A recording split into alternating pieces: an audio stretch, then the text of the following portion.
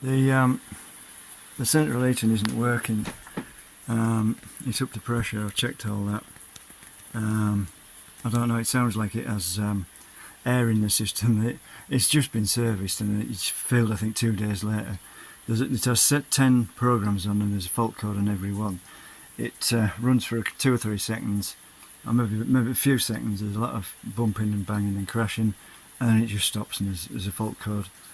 I think it's F22. I've looked it up. It says supply and pressure problem. I presume that was the gas, but it didn't turn the gas off anyway. So I don't know.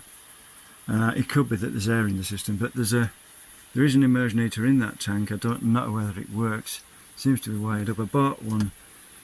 It's 27 inch, so it should fit in there. It's the longest one I could get, because obviously the further down it goes, the further down it's going to heat, because the hot water will rise and it'll cut off. It has a thermostat and everything in. It will be to put in the wire up. That something looks corroded on there. Is it just the immersion heater nut? I've got a proper spanner for it and everything. I don't know.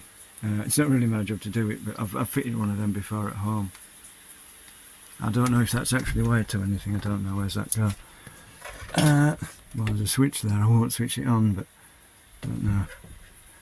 There is a trip switch in the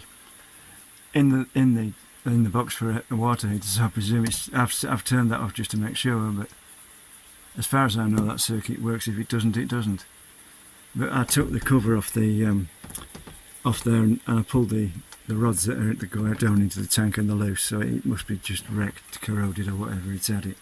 Whether it'll fit that I don't know, because the heating system won't work, so I can't have hot water.